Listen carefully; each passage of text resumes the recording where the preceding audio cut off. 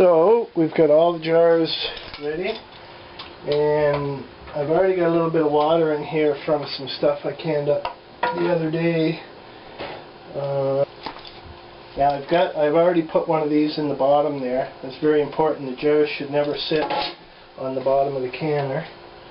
How many did I get on the bottom there? I didn't count. 8. Sometimes I can get 9 on the bottom, depending on the jars, the type of jar and so on. I got 8 that time. And there's 6. There were 5 on the top. So I apply my lid. Now I got a couple comments to make, I guess, first while I'm doing this. Apply my lid.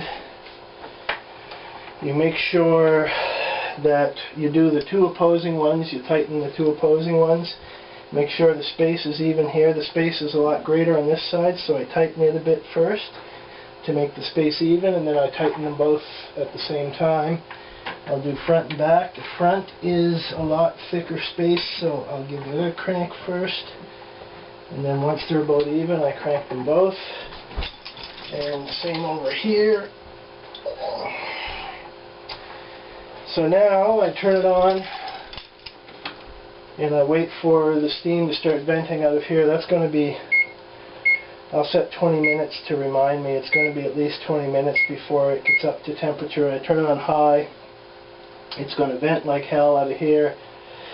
Once it starts venting, well, we get there when we get there. I want to comment a little bit. Why would somebody can up rice like this?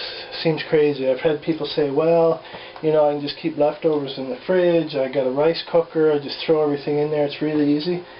Well, I can make a whole bunch of this, store it on the shelf for years.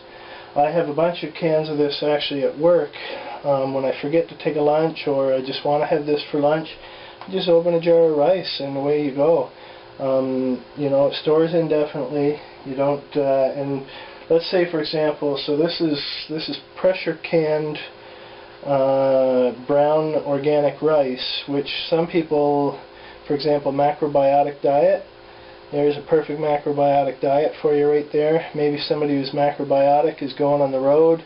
They want to be sure that they have their staple food with them. Throw a few jars of that in the car.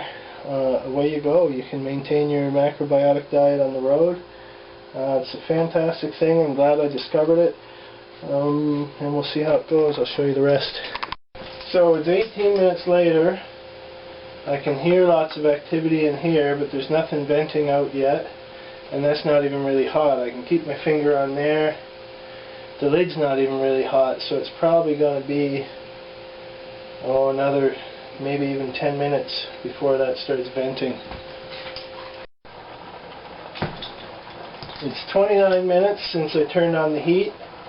The lid is now very hot to the touch. I could not leave my finger on that for more than a half a second. There is a little bit of venting activity coming out here, but it's not the vigorous venting where you start the timing. I guess you'd probably, yeah, you may be able to see some steam coming out there. Actually, it's just starting the vigorous steaming now, so that's about 30 minutes since I turned it on.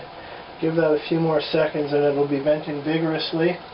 And I'm going to time it for 7 minutes. I'm going to set my 7-minute timer now. After it starts venting vigorously, you time 7 minutes, you let it vent for 7 minutes, and then you apply your petcock. And when we get that... Okay, it is almost 7 minutes now. You can see and hear that this is venting very vigorously. It has been for most of that 7 minutes. I got my petcock with 3 settings. Let's see if you can see that. Whoops, get it in the field of view here. 5, 10, and 15 psi, depending on which way you put it on. I put it on 15. There's my 7-minute buzzer. Now, I know from experience on my stove that it takes about 7 more minutes for that to come up to 15 psi over here. So I just set the stove for 7 minutes. Normally I would not recommend leaving that unattended unless you're very familiar with your setup. I've done this a million times now. I know that it takes about 7 minutes to come up to 15 psi, so I just set it and forget it, and it'll tell me when it's at pressure. Okay, 7 minutes. Didn't quite get me to 15, but pretty darn close. It's about 7.5 now. It'll beep again. When you hear it beep again, it'll be 8 minutes. Once it gets up to pressure, I set my timer for 17 minutes. Now, anybody who knows anything about canning is going to freak at that number. They're going to say it's not safe, da-da-da-da-da. There's 8 minutes.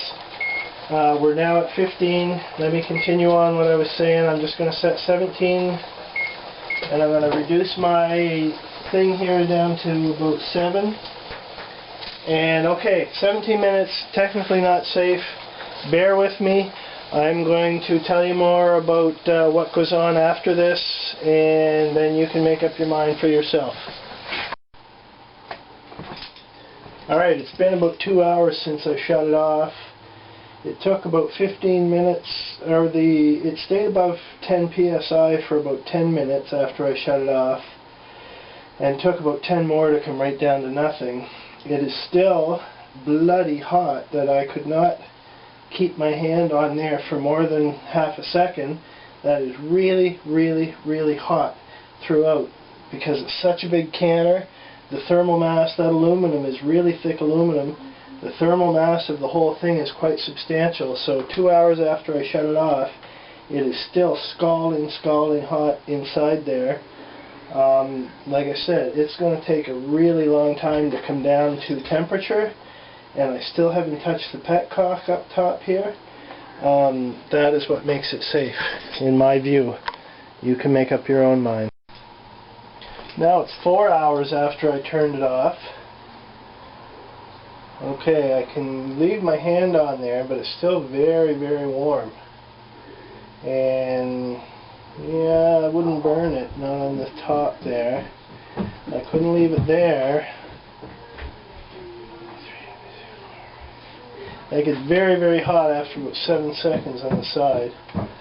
So it's cooling down, but it's still pretty hot 4 hours later. It's no longer boiling hot to the touch like it was at 2 hours, but it's still very hot. So it's a good 8 hours later. It's still lukewarm, but we're going to open it up. It's about 8 hours, maybe 7.5. I wasn't keeping very accurate time. So, open that sucker up, and ooh, it smells really good. It always smells good. So there's what you end up with. The jars are still lukewarm. As with any properly canned good, you should be able to lift it up by that rim. You can see it's filled up past the fill level. We'll open one of these up, show you what's going on inside there. I'm just checking for burst jars at the moment. I don't have any on the top level.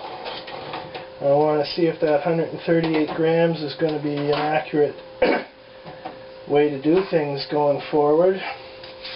I'll be able to tell by the fill. Now that's a little overfilled. Somehow that's a little bit overfilled. We're still good. It didn't burst, and it's got a good vacuum seal. Let's see what's down here.